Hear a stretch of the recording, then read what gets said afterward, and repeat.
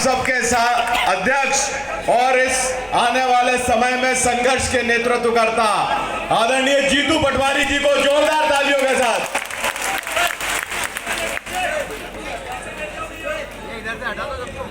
अच्छा सब थोड़ा थोड़ी मदद करो, बैठी जाओ नीचे।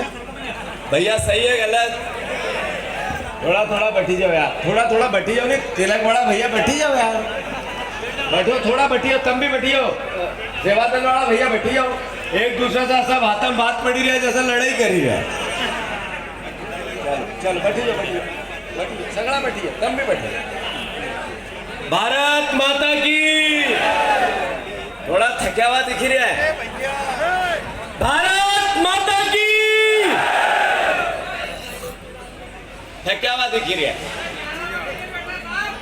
भारत माता की। अब तुम तो जागे पर मंच वाला थका हुआ दिख रहा है। जय जवान, जय जवान, जय जवान। मंच पर विराजित आदरणीय हरीश चौधरी जी पहली बार राजगढ़ प्रभारी बनने के बाद आ रहे हैं। उनके जोरदार तालियों से स्वागत बनता है कि नहीं बनता है? मंच पर विराजित भैया भैया ओ काका बैठो, अब थोड़ी देर मदद कर, अब थोड़ी देर मदद कर दो दीदो, और तुम भी बैठी जाए जो मारा धड़ा। सही है कि गलत? थोड़ो अनुशासन बढ़ानो है, थोड़ो मदद कर दो, थोड़ी में काम ही जाए, थोड़ा नहीं। अब मैं मंच पर विराजित अभी कह रहे थे कि हमारे आदिवासियों के से, अरे आदिवासियों के बब्बर से उमंग सिंगार जी के लिए जरा जोरदार तालियां बजाओ। हरीश जी अभी संगठन सृजन हुआ, अखबार वाले भी बड़े खुश थे, भारतीय जनता पार्टी भी काम पे लग गई थी। जीतू पटवारी, उमंग सिंगार, प्रियव्रत सिंह और मेरा सबसे लाडला युवा दिलों की धड़कन, और हर बड़ा हो छोटा हो, अरे यहाँ तक कि बीजेपी वालों के दिल के भी पास में पसंद आने वाला व्यक्ति जयवर्धन, ये सब एक साथ दिख रहे कि नहीं दिख रहा है? अखबार वाले भैया आप देख लो, फोटो खींच लो, और बीजेपी के मोहन यादव के जनसंपर्क को जरूर दे देना कि कांग्रेस में कोई गड़बड़ नहीं है, गड़बड़ उधर ही है। उधर ही है कि कैलाश विजयवर्गीय किसको शिकायत करने जाता है, उधर ही है कि शिवराज सिंह चौहान मोहन यादव को कब हटाना चाहते हैं, उधर ही है कि प्रहलाद पटेल जो आम आदमी को यह भिखारी के गया था, वो उनकी एक पहिए का कुर्सी का पहिया, मुख्यमंत्री की कुर्सी का पहिया कैसे खींच रहा है, उधर ही है कि क्या राकेश सिंह जी कर रहे हैं, उधर ही है कि बीजेपी के सब लोग मोहन यादव को अस्थिर करने में लगे। सही है कि गलत? अभी उमंग ने कहा कि टेटवाल जी 100 लाख 1 लाख अरब करोड़ रुपया ऐसे ही बोला था क्या? मोहन यादव भी उससे कम नहीं है, मोहन यादव जी भी कम नहीं है। मंच पर विराजित सभी हमारे विधायकगण, सभी जिला अध्यक्षगण, सभी हमारे, मैं नाम लूंगा, मैं ही रोक रहा था सबको तो गलती हो जाएगी, सब मेरे परिवार के लोग, पूर्व विधायकगण, हमारे जनपद जिला पंचायत सारे परिवार के साथी, हमारी बहनें, युवा कांग्रेस, MSUI मंडल के हमारे अध्यक्षगण, सभी सरपंचगण, जनपद जिला पंचायत के सभी सदस्यगण, पूर्व सदस्यगण और सभी आप परिवार के साथीगण। ये धरती है दिग्विजय सिंह जी जिन्होंने पूरी जिंदगी 50 साल आप लोगों की सेवा की है, आप लोगों की सेवा की है। जब दिग्विजय सिंह जी मुख्यमंत्री थे तब भी की है, जब वो प्रदेश कांग्रेस कमेटी के अध्यक्ष थी तब भी की है, जब वो कृषि मंत्री थे तब भी की है, वो विपक्ष में है तब भी की है। एक मुख्यमंत्री जितनी सेवा नहीं कर सकता अपने क्षेत्र की, किसी का इलाज कराना, किसी का एडमिशन कराना, किसी के लिए किसी प्रकार की आर्थिक सहायता करना, हर वर्ग के, यहाँ तक कांग्रेस की नहीं बीजेपी के लोग भी जाते हैं, उनकी भी सेवा करना। सही है कि गलत? जोर से बताओ, सही है कि गलत? ये वो धरती है, ये वो धरती है राजगढ़ की। आदरणीय प्रियव्रत जी आप जिले के अध्यक्ष हो, पर जिले के अध्यक्ष की और प्रदेश के अध्यक्ष की एक जैसी ताकत है, याद रखो आप। हम अलग नहीं है, एक साथ है, सगे भाई है। जयवर्धन जी, जीतू पटवारी, प्रियवत जी, उमंग सिंगार सगे भाई हैं। लक्ष्य एक है, लक्ष्य क्या है? 2027 जिसमें कार्यकर्ताओं की सरकार बनानी है, जनपद की सरकार बनानी है, जिले की सरकार बनानी है, पंचायत कांग्रेस कमेटी बनानी है, हमें नगर पालिका नगर पंचायत बनानी है। इसके लिए तैयार हो कि नहीं? हाथ ऊंचा करो। 2028 जिसमें हमें कांग्रेस का हाथ का पंजा विधानसभा में लहराए, उसकी तैयारी करनी है। तैयार हो कि नहीं? हाथ ऊंचा करो। 2029 राहुल गांधी जी को प्रधानमंत्री बनाना है। कौन कौन बनाना चाहते हैं? हाथ ऊंचा करो। सही 60 हाथ ऊंचा करो। राहुल गांधी को कौन कौन प्रधानमंत्री बनाना चाहते हैं? हाथ ऊंचा करो। पत्रकार बंधुओं, देख लो, समय बदल रहा है। जो मोदी जी का तिलिस्म था, टूटता जा रहा है। राहुल गांधी जी इस देश के मर्म की बात करते हैं। राहुल गांधी जी आम आदमी के वोट के अधिकार की बात करते हैं। राहुल गांधी जी हमारे परिवार के, रघु भैया, राहुल गांधी जी हमारे परिवार के एक एक आदमी के हक और अधिकार की बात करते हैं। नरेंद्र मोदी जी भारतीय जनता पार्टी, नरेंद्र मोदी जी भारतीय जनता पार्टी, भैया मेरा निवेदन है सबसे, मेरा निवेदन है सबसे, Bharatiya Janata party, Narendra Modi, RSS, BJP की आईटी से मीडिया को भी उनने साथ ले लिया और कहा राहुल गांधी जी में इतना सामर्थ्य नहीं है कि वो देश के प्रधानमंत्री बन पाए। उनकी कैसे कैसे मजाक करी, उनके लिए कैसे कैसे मीम कसे, कैसे कैसे उनकी उल्टी सीधी सोशल मीडिया पे बातें लाए और कहा राहुल गांधी में इतनी समझ नहीं है कि देश चला सके। पर जब कोविड आया तो राहुल गांधी जी ने कहा कि कोविड आ रहा है, एयरपोर्ट रोको, हमारे लाखों लोग मर जाएंगे। मोदी जी ने ताली बजवाई, थाली बजवाई, याद है आप लोगों को? अरे याद है या नहीं है? राहुल गांधी जी सही थे कि मोदी? बोल के बताओ, राहुल जी सही थे या मोदी? दूसरा, राहुल गांधी जी ने कहा नोटबंदी मत करो पत्रकार बंधुओं, तो उनकी मजाक उड़ाई। वो लाइन में लगे विरोध के लिए तो अपनी मां को लगाया लाइन में। देश को कहा कि मेरे पास 60-50 दिन दे दो देशवासियों, अगर मेरी नियत में कोई खोट हो, जिस चौराहे पर लाओगे खड़ा हो जाऊंगा, सजा दे देना। तब राहुल जी सही थे कि मोदी? जोर से बताओ कौन सही था? फिर आया, फिर उन्होंने कहा कि देश में 3 काले कानून, राहुल गांधी ने कहा, मोदी जी ने कहा देश की कृषि की उन्नति के लिए काले कानून लेके आया हूं। कृषि कानून पूरे देश में 3 महीने तक, 4 महीने तक, 5 महीने तक किसान वो बॉर्डर पर बैठे रहे, राहुल गांधी विरोध करते रहे, मोदी देश को समझाते रहे। अंत में राहुल गांधी सही थे या मोदी?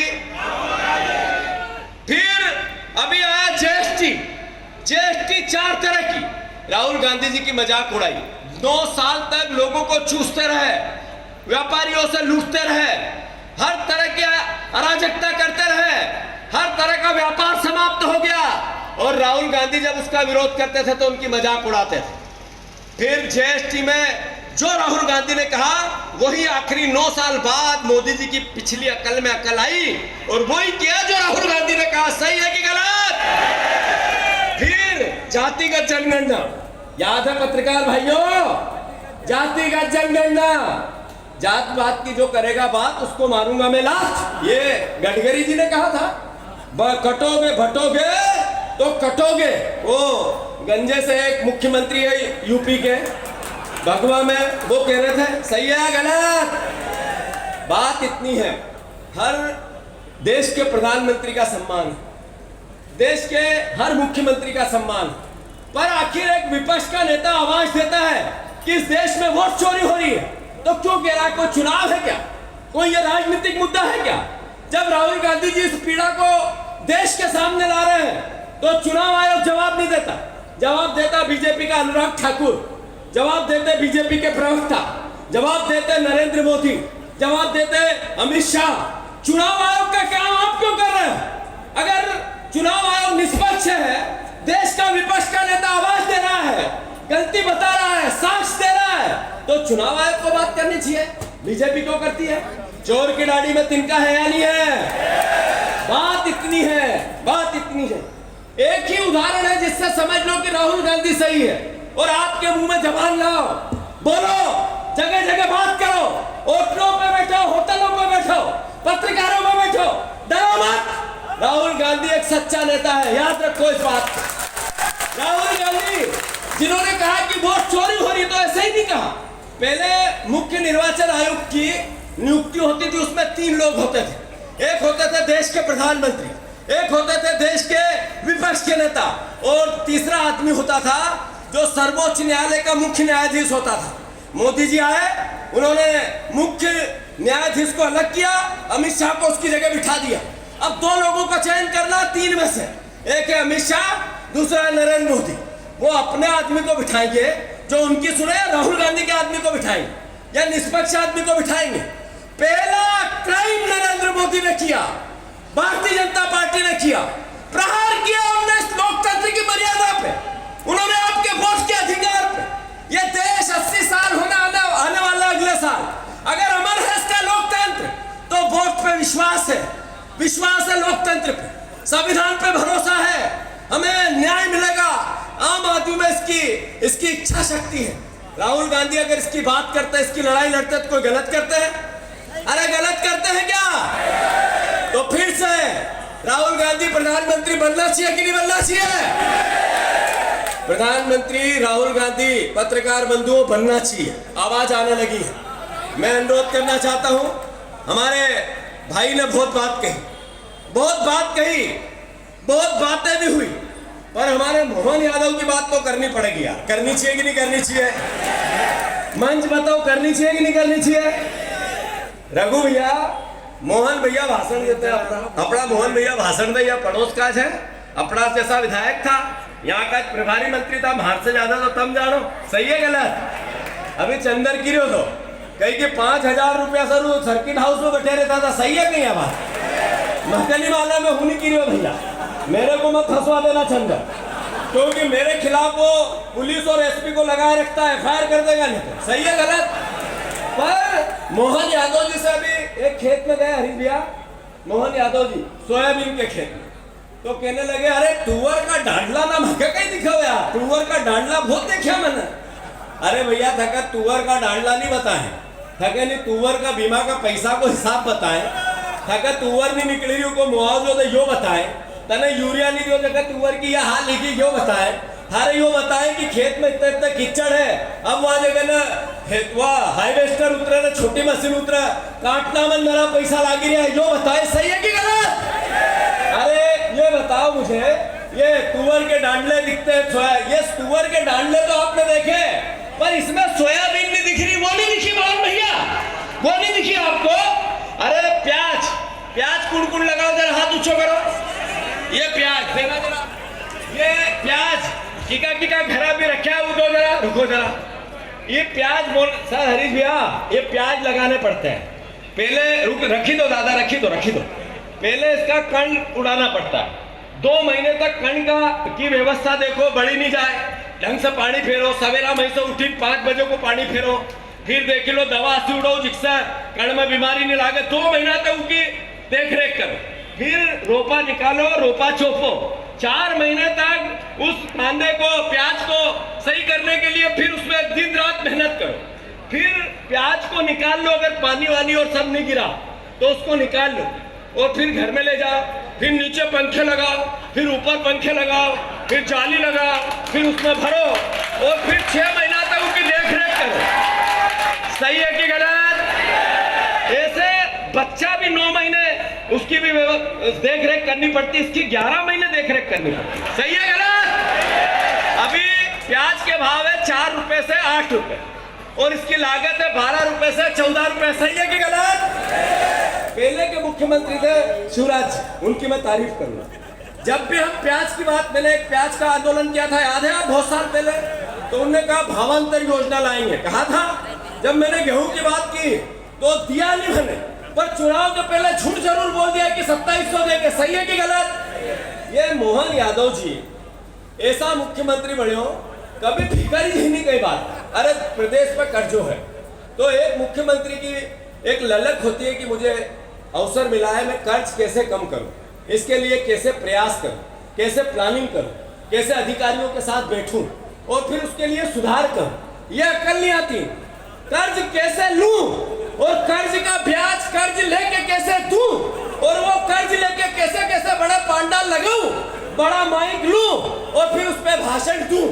भाषण क्या देते हैं? भाषण क्या देते हैं? और महा का भाषण, मुख्यमंत्री के भाषण सुनो, आप भी सुनो, पत्रकार बंधु आप भी सुनो। और जय महाकाल बाबा की, नर्मदे हर। देखो भैया, हम तो गांव का आदमी है, हम तो फ्री फंड में पर्ची से मुख्यमंत्री बन गया है। देखो बाबा महाकाल और समय का काल का चक्र है। आज मैं हूं, कल और होगा। एक बूंद, एक कार्यक्रम में गए तो बूंद पानी की बूंद, खून की बूंद। और यहाँ देखो मस्तिष्क पे, तो यहाँ भी बूंद। मैंने पूरा भाषण सुना, कहना क्या चाहते हो तो समझ ही नहीं आया कि क्या कहना चाहते। मतलब धार्मिक बातें, पुरानी बातें, प्राचीन काल की बातें, इनका हम सम्मान करते हैं, पर आज की बातें, आधुनिक बातें, भविष्य की बातें, युवाओं की बातें, किसानों की बातें, गरीबों की बातें, लाडली बहनाओं की बातें, ये कब करोगे भैया? केवल प्राचीन बातें, केवल महाकाल की बातें, केवल समय काल की बातें। मुख्यमंत्री जी विदेश गए, विदेश, तो वहां पे लोग इकट्ठे हुए, विदेश के जो मध्य प्रदेश के हैं वो इकट्ठे हुए। इनने कहा कि देखो भैया, आ जाओ आप तो मध्य प्रदेश में और जेब भर के चले जाओ, हमने दरवाजे खोल दिए। वाह यार, अच्छा मुख्यमंत्री मिला है। जेब भरने के लिए मध्य प्रदेश और चले जाओ उसके लिए मध्य प्रदेश, और आपको 50% कमीशन दे दे इसके लिए मध्य प्रदेश, और ये बहनों का पोर्टल नहीं खोलेंगे जिनके लिए और भी लाडली बहना को लाभ मिल जाए। 3000 रुपए आपने कहा था कि हम लाडली बहना को देंगे, आपने 3000 के लिए 1200 दे रहे हैं। 1800 की चोरी कर रहा है कि नहीं कर रहा है? जो बहू है उसके घर में सास है, जिसकी उम्र 60 साल से ऊपर है, उसको पेंशन नहीं मिलेगी। जिसको पेंशन मिलेगी उसकी पेंशन 600 रुपए मिलेगी। तो क्यों? बहू को वोट लेना था तो 1200 और सास को 600। ये अन्याय है या नहीं है? जो हमारे बुजुर्ग हैं, जो हमारे विकलांग हैं, इनको 600 पेंशन, इनको 3000 क्यों नहीं मिलनी चाहिए? इनको 1500 क्यों नहीं मिलनी चाहिए? मैं मोहन यादव जी आपसे कहना चाहता हूं, ओबीसी का आरक्षण हुआ, ओबीसी का, उमंग सिंगार जी, मैं, अरुण यादव जी, हमारे कमलेश्वर पटेल जी, हमारे अशोक सिंह जी, हमें सर्वदलीय एक मीटिंग की कि ओबीसी के आरक्षण पे बात करनी। हम सब गए, मोहन यादव जी बैठे, पहले सबसे नमस्कार की, आओ भगत भी अच्छी की, काफी वाफी भी लाए, नाश्ता भी दिया। पर जो मूल भावना थी कि कमलनाथ जी ओबीसी का आरक्षण 27% लेके आए, आपकी सरकार ने 100 करोड़ रुपए वकीलों को दिए इसलिए कि वो आरक्षण लागू न हो। इसका निपटारण करने के लिए आपने हमें बुलाया, हम आपका साधुवाद करते हैं मोहन यादव। पर उसके बाद आज 1 महीना हो गया, एक भी कदम आगे नहीं बढ़ा। आप लोगों ने देखा था वो वीडियो जो मोहन यादव के साथ मैंने दिया था, देखा था वो। हमने सरकार का स्वागत किया, हमने कोई ईगो नहीं रखा, अहंकार नहीं रखा। सरकार ने कहा, मुख्यमंत्री ने कहा हम लागू करना चाहते हैं, आप आओ। हम दौड़ के गए, कैसे हमने जो कानून लाया वो लागू हो। पर मुख्यमंत्री ने लागू करने के लिए पहल नहीं की, सिर्फ गुमराह किया, वकीलों ने आपत्ति ली। मैं आप सबसे आग्रह करना चाहता हूं कि मोहन यादव जी से सवाल करो कि नशा प्रदेश में बहुत है, तो मुझे वो कहते हैं कि रात की डाल ली थी इसलिए सुबह बताते हैं कि नशा है। बताओ गड़ी गड़ी दारू मिला कि नहीं मिला? अरे मिला कि नहीं मिला? पत्रकार बंधुओं आप बताओ, मध्य प्रदेश में ड्रग्स का एक मायाजाल फैल गया कि नहीं फैल गया? जो शराब है सब बीजेपी के लोग करते हैं कि नहीं, उसके पीछे का धंधा। अभी बता रहे थे कि हमारे एक विधायक जिनके घर पे 3 करोड़ से 5 करोड़ का जुआ चलता है और 5 लाख रुपए हर दिन की नाल कटती है। मैं गलत तो नहीं बोल रहा हूँ? अरे जोर से बताओ, गलत तो नहीं बोल रहा हूँ? जो एक मंत्री है टेटवाल जी, एक मंत्री यही राजगढ़ के, दूसरा क्या नाम है उनका, नारायण सिंह जी। अरे ये बताओ, एक पूर्व मुख्यमंत्री है राजा दिग्विजय सिंह, वो कुछ नहीं है, किसी पद पे नहीं है, राज्यसभा के सांसद है अभी, पर उनका व्यक्तित्व राजगढ़ के विकास और उसकी सेवा में कभी कमी करता है क्या? इन दोनों मंत्रियों ने क्या दिया राजगढ़ को? क्या मिला राजगढ़? क्या मिला किसानों को या क्या गरीबों को मिला? आज तक इसकी कोई भावना नहीं है। मैं अंत में अनुरोध करना चाहता हूं प्रेस मीडिया के साथियों से। मैं इसलिए आपको बार बार कहता हूं कि सेना में जब एक सैनिक जाता है, शहादत देता है, देश के लिए अपने प्राण न्यौछावर करता है, तनख्वाह ज्यादा नहीं होती, तनख्वाह तो इतनी नौकरी और कहीं भी कर सकता है, पर देश सेवा का जज्बा होता है, इसलिए उस सैनिक का सम्मान होता है। हम सब दलगत राजनीति से, जाति से, पाति से ऊपर उठकर एक सैनिक को सबसे ऊपर रखते हैं। ऐसे ही पत्रकार, जर्नलिस्ट, उसका भी स्थान है।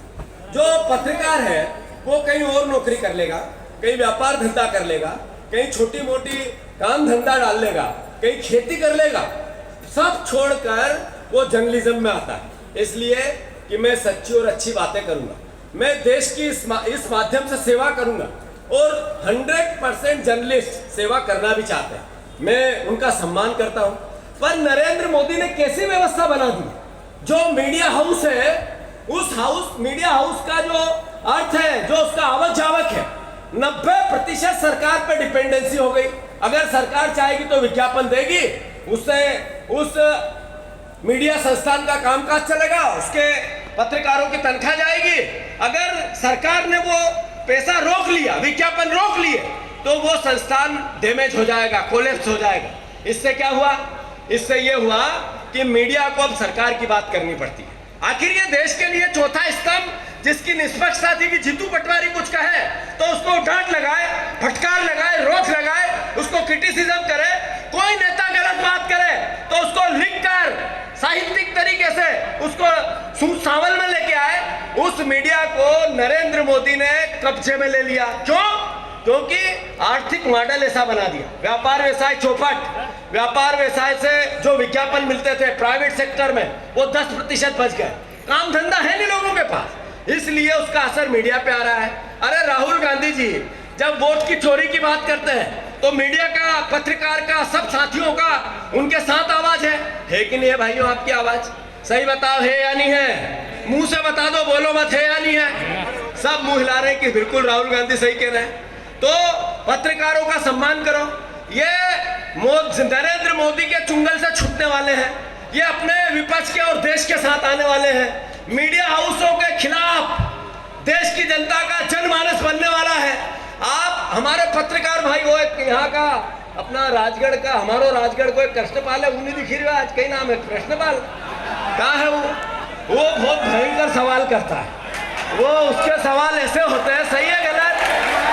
अच्छा है भैया, मारो भी इंटरव्यू ले ले एक आध बार यार। पर बात इतनी है कि पत्रकारों का सम्मान करो, इनकी इज्जत करो, इनका साथ दो। ये नरेंद्र मोदी के और मोहन यादव के कारनामे बताना चाहते हैं। मैं फिर से भारत माता की। आदरणीय हरीश चौधरी जी, आदरणीय हरीश चौधरी जी हमारे बीच में हमारे नेता हैं। हम सब एक साथ हरीश चौधरी, वो आप लोगों के बीच में अपना भाषण करेंगे। सब अपनी जगह बैठ जाओ। भारत माता की।